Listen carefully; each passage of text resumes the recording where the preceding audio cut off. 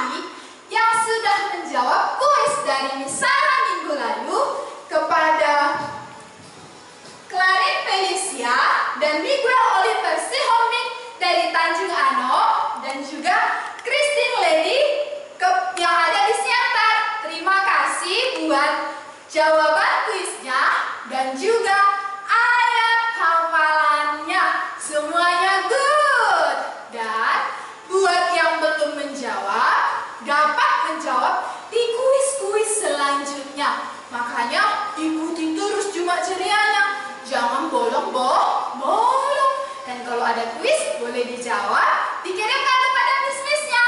Oke? Oke, good. Kita akan mendengarkan firman Tuhan. Semuanya sikap hormat kepada Tuhan. Kita bernyanyi lagu baca kitab suci, doa tiap hari.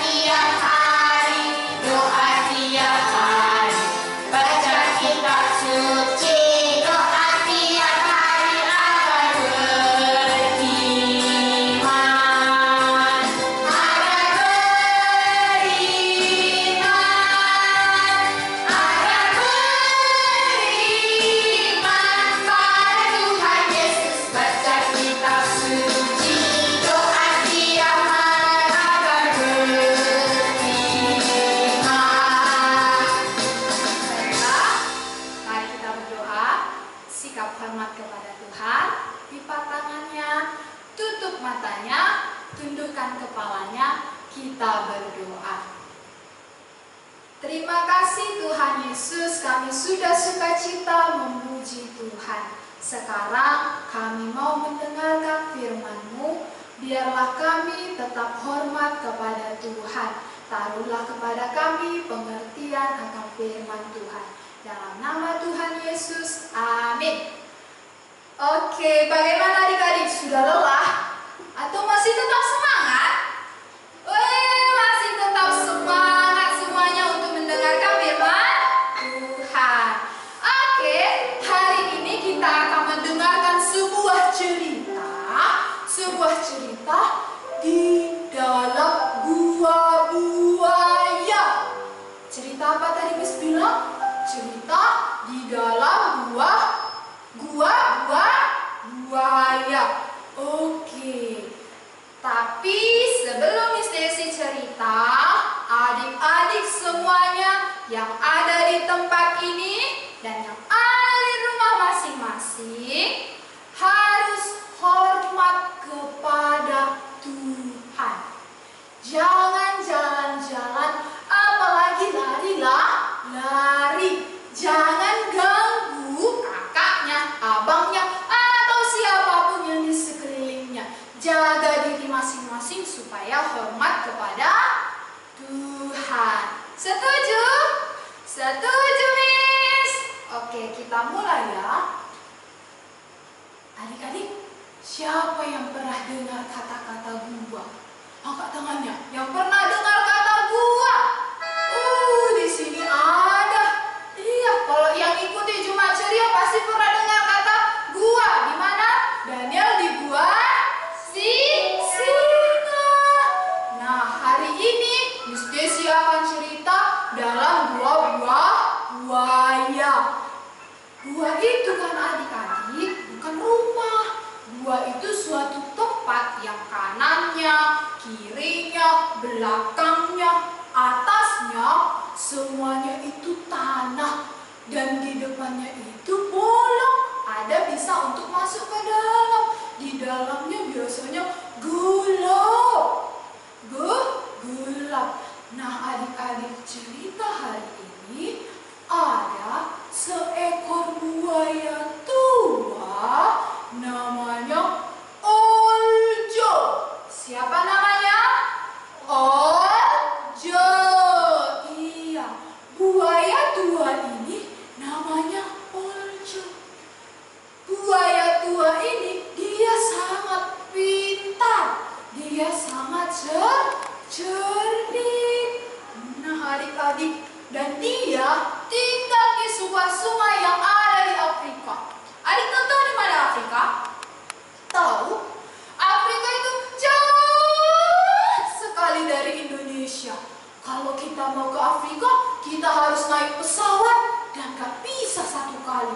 Harus beberapa kali naik pesawat supaya sampai di Afrika. Jauh sekali ya adik-adik rumah si Oljo. Iya, Oljo ini tinggal di sebuah sungai dan dia sudah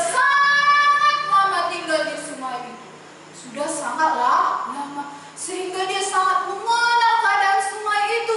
Dia mengenal di mana biasanya hewan-hewan cari minum, di mana hewan-hewan sering minum. Nah, dekat hewan-hewan itu minum, ada sebuah batang kayu besar yang warnanya hampir sama seperti warna kulit si Oljo. Sehingga Oljo sering bersembunyi di situ menunggu mangsanya. Saat Oljo sedang memantau mangsanya tidak tahu kalau mereka lagi dalam bahaya. Mangsanya tidak tahu. Oljo memantau mereka meminum. Iya, saat mereka meminum air, Oljo berenang dengan sangat tenang. Berenang, dan Oljo menangkap mangsanya. Lalu dia bunuh dan dia masukkan ke rumahnya dalam sebuah gua. Nah, adik-adik, selain itu, si Oljo ini juga disebutkan dia raja sungai itu. Walaupun ada buaya-buaya lain, mereka nggak berani ganggu si Oljo. Karena Oljo sangat cerdik dan pintar. Oljo juga kuat. Kulitnya ini kuat kali adik-adik. Makanya orang-orang negro yang di sekitar sungai itu sering juga mau memburu dia. Memburu dengan parangnya, dengan pisaunya, dengan tombaknya. Tapi nggak pernah berhasil. Karena kulit Oljo sangat tebal. Kulit Oljo sangat kuat. Sehingga dia merasa aman, nyaman. Nggak merasa terganggu oleh orang-orang di sekelilingnya. Ataupun buaya-buaya yang lain. Wah, adik-adik, Oljo ini tadi udah pintar, kuat, berkuasa raja lagi. Tetapi Oljo juga ternyata pernah kelaparan, adik-adik.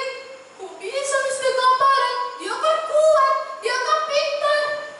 Ternyata karena dia terus memakani hewan-hewan lain dan dia tahu tempat mereka minum, hewan-hewan lain juga jadi tahu, oh, tempat itu tidak lagi aman. Kami harus cari tempat minum yang lain. Akhirnya hewan-hewan yang lain pun cari tempat mata air yang lain. Mereka minum dari tempat yang lain. Dan Oljo pun merasa kelaparan. Gak ada lagi makanan untuk Oljo. Tetapi ada suatu peristiwa yang terjadi. Peristiwa apa, Miss? Peristiwa ini sampai masuk ke sebuah berita. Wih, masuk ke berita, adik-adik. Sampai disiarkan. Semua orang dapat mendengar. Semua orang dapat membaca tentang berita itu. Apa kira-kira adik beritanya? Adik tahu? Enggak ya?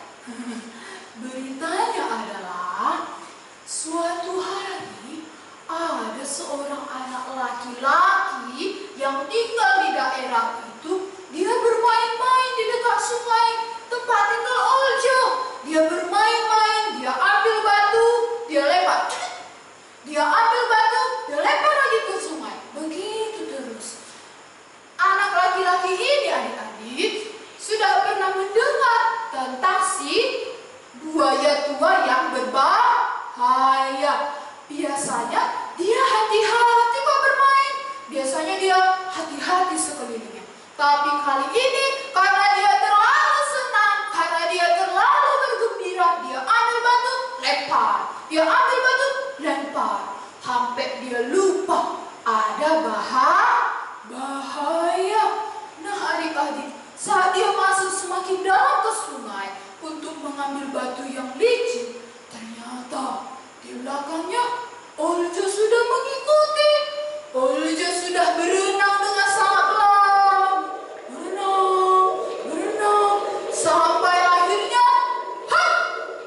Oljo melompat dan menggigit kaki anak laki-laki itu dan menariknya ke dalam sungai.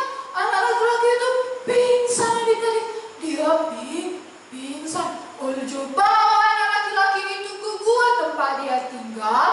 keluarkan dari air dan dia biarkan di situ Oljo kembali ke dalam air. Adik-adik, tadi kenapa Miss kok dibiarkannya anak laki-laki itu di situ? Iya, seekor buaya adik-adik suka kalau makanannya itu busuk dulu baru dia makan. Makanya dia tinggalkan dulu anak laki-laki itu di situ supaya busuk dulu baru dia makan. Nah, tanpa sepengetahuan Oljo, ternyata anak laki-laki itu sadar dari pingsannya. Anak laki-laki itu tersadar dan dia merasa sakit. Dia kayak, aduh, kakiku sakit, aduh. Tetapi adik-adik, dia tidak dapat memeriksa kakinya karena gua tempat si Oljo itu sangat gelap, sehingga dia tidak bisa memeriksa keadaan kakinya. Dia hanya bisa merasakan sakit. Tetapi walaupun kakinya sakit sekali, dia lebih merasakan ketakutan. Dia ketakutan, dia merasa takut dan dia mengingat bagaimana dia ditangkap oleh buaya dan dibawa ke air. Badannya gemetar, dia ketakutan adik-adik. Dia ketakutan, badannya sampai gemetar. Dia mengingat-ingat bagaimana buaya itu. Dan dia tahu buaya itu pasti kembali dan akan membunuh dia. Di tengah-tengah ketakutannya adik-adik, di tengah-tengah badannya yang gemetar, dia teringat akan cerita firman Tuhan yang diceritakan oleh seorang penginjil. Dia teringat firman Tuhan bahwa Tuhan Yesus adalah Allah yang hidup. Wah adik-adik, dia mengingat hal itu, bahwa Tuhan Yesus Allah yang hidup dan berkuasa. Dia mengingat, dia pernah dengar cerita bahwa Tuhan Yesus dapat mendengarkan doa setiap orang karena telinganya tidak kurang panjang untuk mendengarkan doa setiap orang. Matanya dapat melihat dalam keadaan terang ataupun gelap. Tangannya tidak kurang panjang untuk menyelamatkan orang. Dia ingat firman Tuhan itu adik-adik, tapi dia tetap merasa takut. Tapi firman itu terus teringat bahwa Tuhan Yesus Allah yang berkuasa. Akhirnya adik-adik tahu apa yang terjadi? Tahu? Belum ya? Iya. Akhirnya anak laki-laki ini berseru berdoa kepada Tuhan dengan ketakutan. Dia berdoa, Tuhan Yesus, Tuhan Yesus, tolong aku Tuhan, tolong aku Tuhan Yesus. Anak laki-laki ini berseru kepada Tuhan meminta pertolongan. Setelah berdoa, anak laki-laki ini melihat ke atas dan ada cahaya. Ada cahaya masuk ke dalam gua itu. Kenapa besok bisa? Karena waktu itu lagi musim kemarau. Jadi kalau hujan turun, tanah itu sering retak-retak. Nah, dari retakan-retakan tanah itulah cahaya masuk. Anak laki-laki ini berusaha berdiri di tengah-tengah kakinya yang sakit. Dia berdiri, dia menggali dinding langit-langit gua itu. Tetapi berhasilkah adik-adik? Berhasil? Tentu tidak. Tangannya yang lemah tidak mungkin mampu menggali tanah yang keras. Akhirnya dia merasa putus asa lagi. Dia merasa takut kembali dan dia cemas. Tiba-tiba saat dia sedang cemas, didengarnya sebuah langkah kaki. Didengarnya suara langkah kaki. Tek, tek, tek, tek, tek, tek. Langkah kaki didengarnya adik-adik. Dia melihat ke atas. Ternyata ada seorang bapak yang berjalan di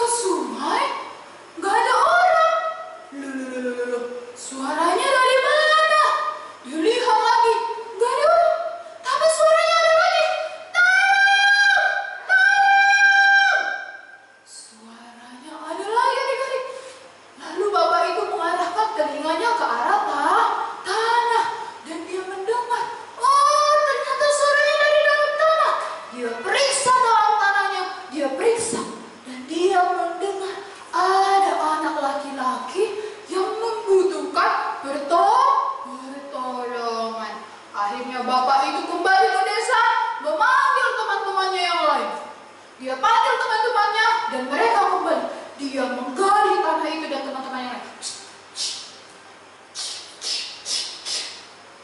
Mereka menggali tanah itu, lalu mereka mengeluarkan anak laki-laki itu dengan hati-hati dan membawanya ke rumah sakit. Nah adik-adik, saat Oljo kembali ke guanya, Oljo kecewa, Oljo marah. Karena apa? Mangsanya hilang adik-adik. Bukan hanya mangsanya yang hilang, guanya juga hancur. Dia kembali ke air dengan marah, dengan geram, karena dia harus cari mangsa lagi dan dia juga harus cari tempat tinggal lagi. Sial kali si Oljo hari itu, yang harusnya dia bisa kenyang beberapa hari, akhirnya dia makin kelaparan, perutnya makin keroncongan. Nah adik-adik, dari kisah seorang anak laki-laki di Afrika ini, kita tahu bahwa Tuhan mendengarkan seruan orang yang percaya kepadanya. Anak laki-laki ini berseru kepada Tuhan meminta pertolongan ketika dia mengingat firman Tuhan. Berarti adik-adik, kita pun perlu untuk mendengarkan firman Tuhan. Betapa pentingnya kita mendengar dan menghafal firman Tuhan, supaya saat kita waktu susah, waktu kita kesulitan, kita ingat firman Tuhan dan kita meminta tolong kepada Tuhan. Sama seperti anak laki-laki ini, dia meminta pertolongan Tuhan, dia mengingat Tuhan mendengarkan doa setiap orang, sekalipun di dalam hatinya dia berdoa, sekalipun berbisik. Bahkan saat dia meminta pertolongan di dalam gua buaya yang gelap gulita. Iya, anak ini dilepaskan dari cengkraman buaya. Demikianlah kita sekarang. Kita sekarang ada dalam cengkraman iblis. Kita sekarang adalah mangsanya iblis. Iblis sedang memantau kita, siap memakan kita. Nah, saat kita sedang dicengkram iblis saat ini, kita perlu mengingat Tuhan yang berkuasa melepaskan kita. Karena Dialah Allah yang mampu melepaskan kita adik-adik. Dan maka perlu sekali adik-adik kita mendengar firman Tuhan, menghafal firman Tuhan, dan percaya kepada firman itu, supaya kita boleh selamat dan lepas adik-adik dari cengkraman iblis. Adik-adik mau percaya kepada Tuhan Yesus? Mau lepas dari cengkraman iblis? Mau? Mau gak? Mau, Miss? Iya, kalau mau, percayalah kepada Tuhan yang berkuasa melepaskan kita dari ancaman si iblis. Oke adik-adik, demikianlah firman Tuhan hari ini. Bagaimana cerita tadi anak laki-laki yang dari Afrika, dia mengingat firman Tuhan dan dia percaya kepada Tuhan. Dia berseru meminta pertolongan Tuhan. Tuhan menolong dia dari cengkraman buaya. Demikianlah kita juga adik-adik. Saat kita percaya kepada Tuhan Yesus, kita mendengarkan firman Tuhan Yesus, dan kita meminta pertolongan kepada Tuhan Yesus, Dia akan melepaskan kita dari cengkraman iblis. Demikian firman Tuhan kita hari ini. Ayat hafalan kita dari Filipi 4 ayat 13. Filipi 4 ayat 13. Buat adik-adik di rumah yang sudah bisa membaca, silakan dibuka Alkitabnya. Orang tuanya dapat membantu ya. Filipi 4 ayat 13a. Oke, Miss bacakan terlebih dahulu. Segala perkara dapat kutanggung di dalam Dia. Ya, itu ayat hafalan kita. Sudah hafal? Sudah dibaca? Miss Miss baca, Miss hafalkan ya, dengarkan masing-masing di rumahnya dan yang di sini. Filipi 4 ayat 13a. Segala perkara dapat kutanggung di dalam Dia. Oke? Sudah dapat? Sudah dapat yang di rumah? Sudah. Oke, kita ulang bersama-sama. 1, 2, 3 ya. Filipi 4 ayat 13a. Segala perkara dapat kutanggung di dalam Dia. Filipi 4 ayat 13a. Oke, sudah dapat? Miss tutup catatannya ya. Oke, yang di rumah juga tutup Alkitabnya. Miss Jessie juga tutup Alkitabnya. Tutup catatan. Oke, kita hafalkan sama-sama. 1, 2, 3 ya. Filipi 4 ayat 13a. Segala perkara dapat kutanggung di dalam Dia. Oke, demikian firman Tuhan kita malam hari ini. Mari kita berdoa, sikap hormat kepada Tuhan. Lipat tangannya, tutup matanya, tundukkan kepalanya, sikap hormat kepada Tuhan, kita berdoa. Tuhan Yesus yang baik, terima kasih kami sudah mendengar cerita bagaimana anak laki-laki dari Afrika percaya kepada Tuhan dan Tuhan menolong dia dari buaya. Tuhan, saat ini kami juga mau seperti anak laki-laki itu percaya kepada Tuhan supaya kami lepas dari cengkraman iblis. Tolong kami Tuhan supaya kami dapat percaya dan menerima firman-Mu dan terus mengulang-ulanginya dalam hati kami. Dalam nama Tuhan Yesus kami mengucap syukur malam hari ini.